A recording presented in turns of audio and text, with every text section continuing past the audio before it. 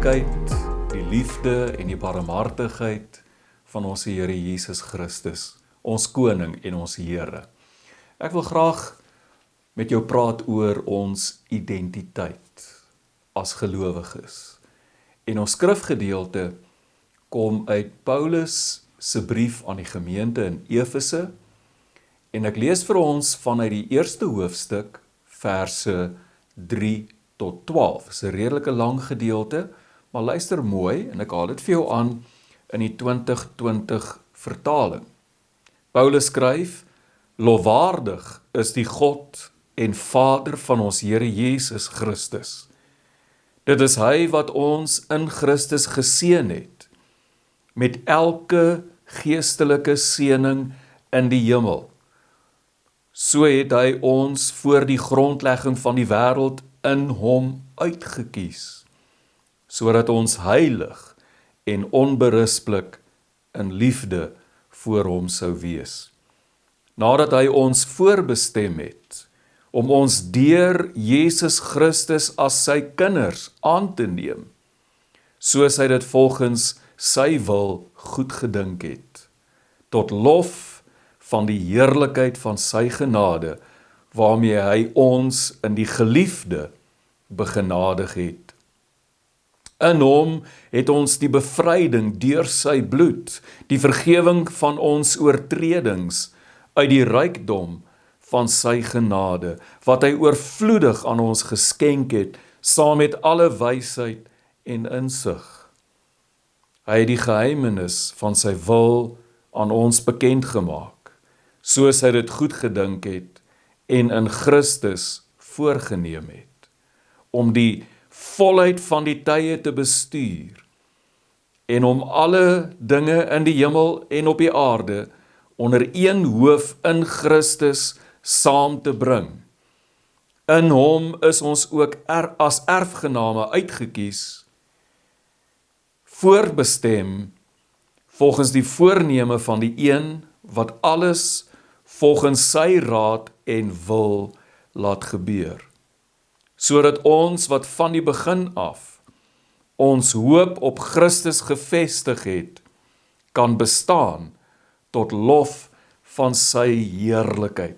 Hierdie gedeelte eindig eintlik by vers 14. Ek het net die vanaf vers 3 tot 12 gelees, en hy bestaan eintlik uit 3 hoofdele wat elke keer eindig met die woorde tot lof van sy heerlikheid. En dan begin Paulus met 'n volgende redenasie, en hy sê tot lof van sy heerlikheid. So daar's 3 sulke gedeeltes, maar ek fokus vandag net op die eerste 2. So, ons almal het 'n selfbeeld, die manier waarop ek oor myself dink, 'n selfdefinisie. En in hierdie boodskap wil ek jou as 'n gelowige uitdaag om jou selfdefinisie te verander. Jou selfdefinisie te verander. Vanuit 'n godsdienstige perspektief is ons geneig om aan onsself te dink as arme sondaars. En dan is die enigste verskil tussen my as 'n gelowige en die res van die wêreld wat nie gelowig is nie, bloot net dat my sondes vergewe is en hulle sin nie. En tog spreek Paulus die gemeente in Efese nie aan as arme sondaars nie.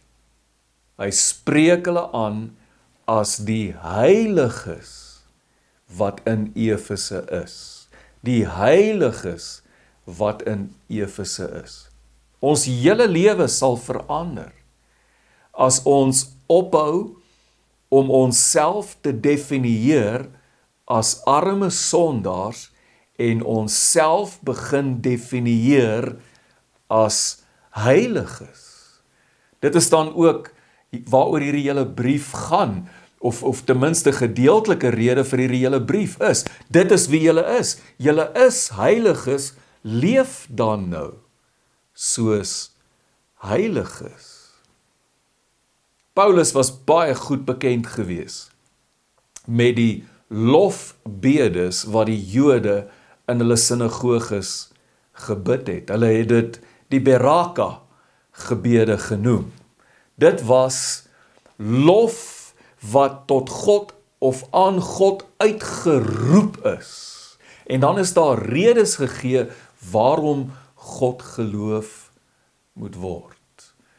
En die verse wat ek vir jou gelees het, vorm deel van so 'n Beraka gebed, waar Paulus letterlik die lof van God uitjubel, en dan gee hy vir ons die redes waarom God geloof moet word.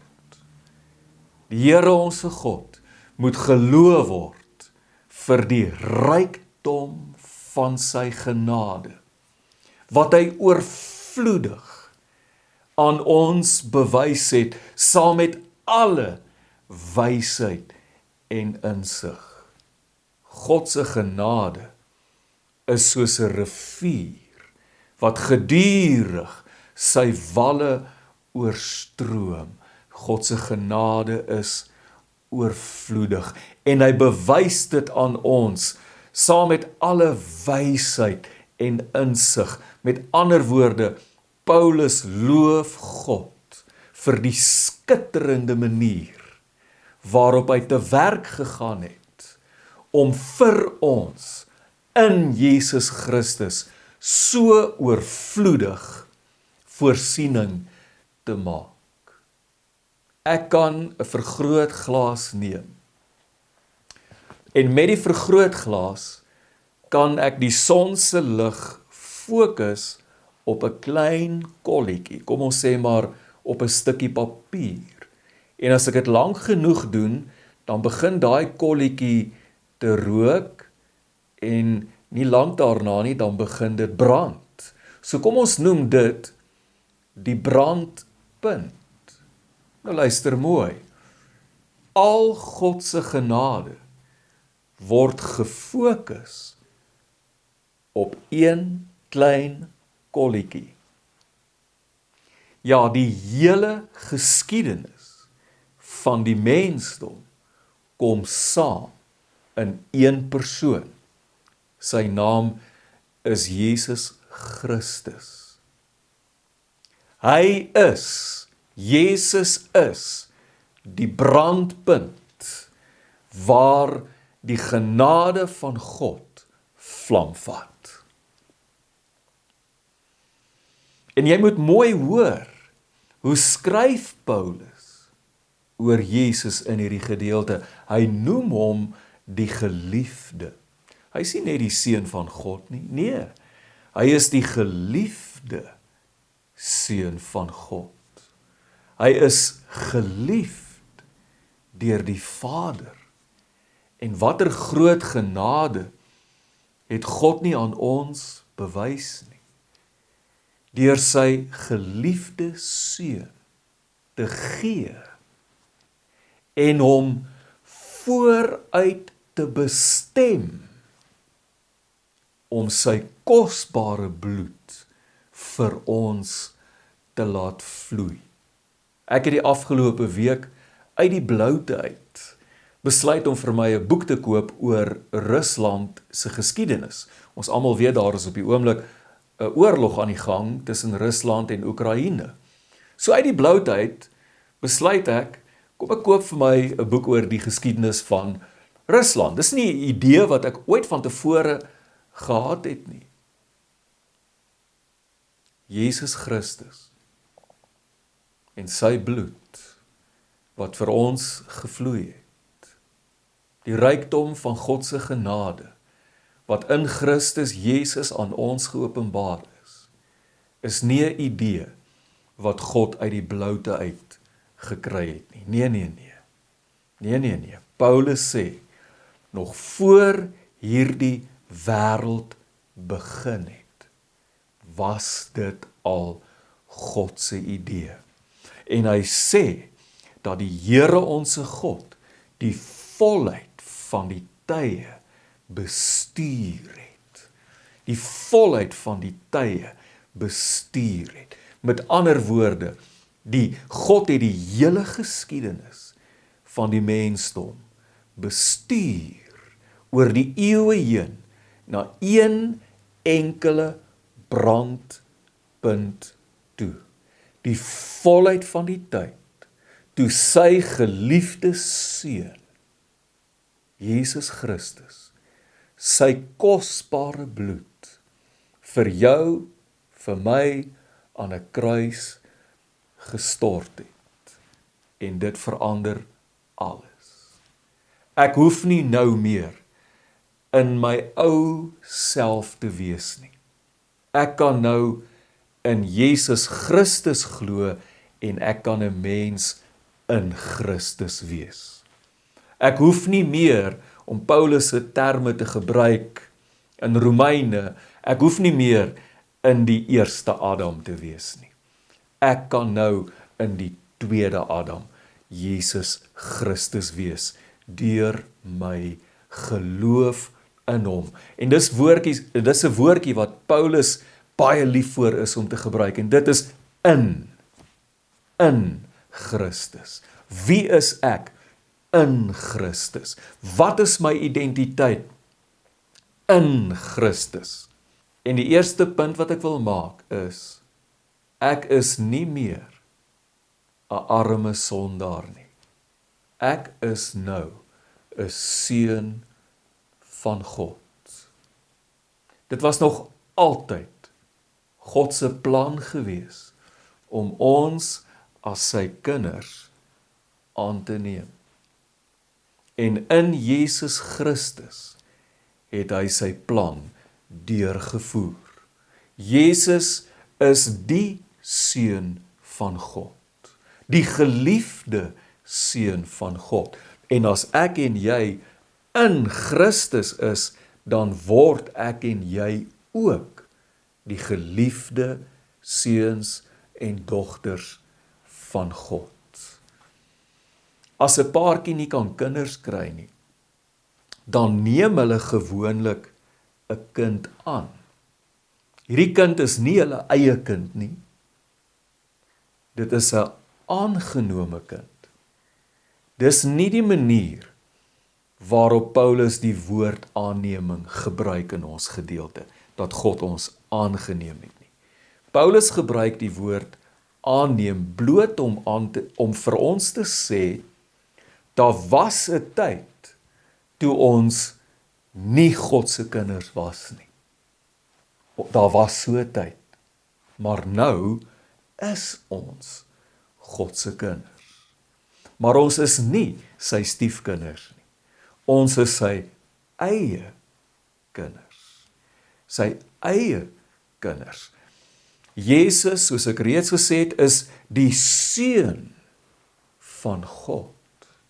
En in hom word ek en jy ook God se eie seuns. En die Grieks is baie mooi. Die Grieks praat van Jesus as die huios tou Theou, seun van God. En praat van ons as die huioi tou Theou. Huios, seun, huioi is net die meervoud, seuns van God. En Paulus skryf in Romeine 8, dat die ganse skepping wag op die openbaarmaking van die seuns van God. Dis ek en jy. Jesus vertel 'n gelykenis van die koring en die onkruid wat saam groei. En die onkruid lyk net soos die koring lyk net soos die onkruid. Saam groei. Jy kan nie regtig, as jy van ver af kyk, dan kan jy nie regtig die twee van mekaar onderskei nie. So ek is reeds op hierdie oomblik seun van God, maar hierdie wêreld kan my nie regtig so onderskei nie. Maar daar gaan 'n dag kom. Sien, die ding is, dat ek is nog steeds in hierdie liggaam van my. Ek is bekleed met 'n sterflike nederige liggaam soos enige ander mens op hierdie aarde. So as jy my van buite af kyk, sal jy nooit sê, ek is 'n seun van God nie, ek lyk soos enige iemand anders op aarde. Maar die dag gaan kom, en dit is by Jesus se wederkoms, wanneer die basuin sal blaas, en ek in 'n oogwink verander sal word, en my sterflike liggaam met onsterflikheid oorklee sal word, en my liggaam verheerlik sal word, dan sal die ganse skepping, die ganse kosmos weet, dat ek en jy seuns van God is. En Paulus sê, die ganse skepping wag op hierdie dag, die openbaarmaking van die seuns van God. Intussen is ons dit reeds in Jesus Christus. Tweedens, in Jesus is ek nie meer 'n slaaf nie. Ek is nou 'n vriend van God. Dit was nog altyd God se plan gewees om ons vry te maak en om ons met hom te versoen. Vry te maak van wat? Van slawerny. Ons is slawe van sonde. Paulus skryf dit in Romeine 6 vers 17. Hy sê, dat julle wel slawe van die sonde was. Maar ons toestand is eintlik nog baie meer krities, baie meer benard as net dit. Deur ons sonde is ons ook slawe van die dood. Ons is vasgeketting aan die dood. Die dood is ons baas, heers oor ons. Ons kan nie wegkom nie, ons kan nie loskom nie, ons kan nie weghardloop nie, ons kan nie vlug nie. Ons het geen vryheid van die dood nie, ons is slawe van die dood. En daar's net een manier waarop jy 'n slaaf kon vrymaak. En dit was, jy moes 'n losprys betaal. Jy moes die slaaf se vryheid koop. Jy moes betaal om die slaaf joune te maak of om die slaaf vry te laat. Jy moes die eienaar se prys betaal. Die dood is ons eienaar. Ons is slawe van die dood en van sonde. So daar's geen geld in hierdie wêreld wat ons kan, geen rand of sent wat jou en my kan loskoop van die dood nie. Niks. Daar's net een manier waarop ons losgekoop kon word, en dit is 'n lewe vir 'n lewe. Bloed moes vloei. En dis presies wat Paulus sê in Efesiërs 1 vers 7. Hy sê, in hom het ons die bevryding deur sy bloed. Ek wil ook hê dat jy na vers 10 moet kyk. Vers 10 sê, en om alle dinge, die dinge in die hemel en die dinge op die aarde, onder een hoof in Christus saam te bring. God se plan was nog altyd om alle dinge, die dinge in die hemel en die dinge op die aarde, onder een hoof in Christus saam te bring. Die dinge in die hemel, dit is God se sfeer, onse Vader wat in die hemele is. Die hemel is God se sfeer. Die aarde is die sondige mens se sfeer. En die sondige mens, die aarde, leef as ware in vyandskap teen die hemele, teen God. Ek dink is Dr. J.H. Roberts wat sê, hemel en aarde het teenoor mekaar gestaan uiteengeruk deur die mens se sondige opstand teen God. Maar in Christus kom hemel en aarde weer by mekaar uit. God en mens kom weer by mekaar uit. Die vyandskap is opgehef in hom. Ons is nie meer vyande van God nie. Ons het vriende van God geword. So hier is my identiteit. Ek is nie meer 'n slaaf van sonde en van die dood nie. Nee. Ek is nou 'n vriend van God. Onthou jy vir Abraham? God het Abraham sy vriend genoem. Ons leef nou in vriendskap met God, ons hemelse Vader. En dan derdens, ek is nie meer 'n vreemdeling nie. Ek het nou deel geword van God se Israel. Gaan dit weer sê. Ek is nie meer 'n vreemdeling nie. Ek het deel geword van God se Israel. En Paulus skryf in vers 11 van ons geleesgedeelte, hy sê, in hom, dis in Jesus, is ons ook as erfgename uitverkies. Wat beteken dit?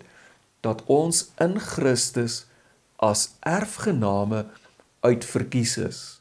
Om dit te verstaan, dink ek moet ons ook Efesiërs 2 vers 12 lees, waar Paulus sê, onthou dat julle in daardie tyd sonder Christus was, uitgesluit van die burgerskap van Israel en vreemdelinge ten opsigte van die verbondsbeloftes. Wat sê Paulus hier?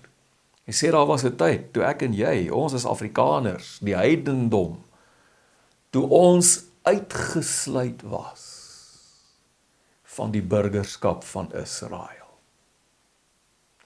En daarom was ons vreemdelinge ten opsigte van die verbondsbeloftes. Wat noem ons mense wat uit Angola, uit Mosambiek, uit Zimbabwe, uit Zambië, uit die Kongo,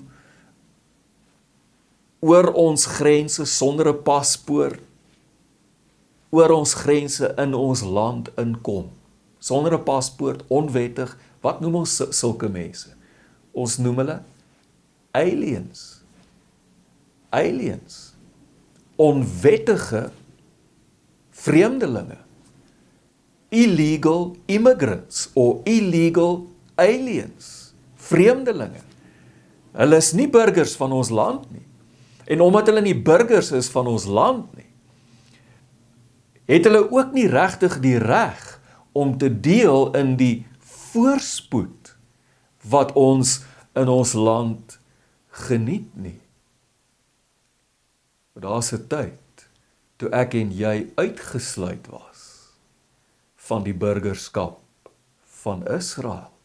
Ons was vreemdelinge. Maar wie is Jesus? Jesus is die saad van Abraham. Jy sal onthou dat Paulus in Galasiërs skryf. En dan praat hy van Abraham en kinders van Abraham, en hy praat spesifiek van dat God 'n belofte aan Abraham gemaak het en vir hom gesê het, in jou saad. En Paulus sê nogals daar, dat hy dit nie in die meervoud doen nie, hy sê nie in jou saade nie, hy sê in jou saad, met ander woorde, dit dui op een spesifieke persoon, in jou saad sal al die nasies van die wêreld geseën word. En Paulus' argument is, Jesus is hierdie saad van Abraham. En as ek en jy in Christus is, 'n seun van Abraham, die saad van Abraham, dan word ek en jy ook kinders van Abraham, En dan is ek en jy ook deel van God se volk. Ons het deel geword van God se volk. En Paulus in Galasiërs praat dan ook van ons as die Israel van God. En omdat ons deel geword het van God se volk, is ons nou ook erfgename van al die beloftes wat God aan Abraham gemaak het. Enerzijds beteken dit dat die volk Israel God se erfdeel is. Dat die volk Israel aan God behoort. En as ek in Christus is ek deel van die volk Israel en behoort ek ook aan God se volk. Ons is God se erfdeel.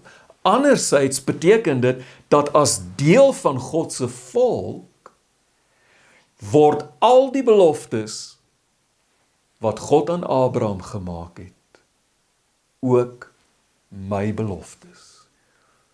Kan ek deel in die seën van deel van God se volk te wees. So hoor baie mooi, ek is nie meer 'n vreemdeling nie. Ek is nou die Israel van God. En Paulus sê in ons skrifgedeelte, hy sê dat God ons in Christus geseën het met al die geestelike seëninge in die hemele. Ons praat nie hier van aardse goed, soos geld en huise en die goeders nie. Hoe het God ons geseën met al die geestelike seëninge? Hy het die rykdom van sy genade oorvloedig aan ons bewys, met alle wysheid en insig, in die persoon van sy geliefde seun, Jesus Christus, wat sy bloed vir ons gestort het aan die kruis. En in Christus is ek nie meer 'n arme sondaar nie. Nee, ek is nou 'n seun van God. In Christus is ek nie meer 'n slaaf nie. Nee, ek is nou 'n vriend van God. En in Christus is ek nie meer 'n vreemdeling nie. Ek is nou deel van God se volk. Ek is deel van die Israel van God. En nou leef ek soos 'n heilige, want ek is nie 'n arme sondaar nie.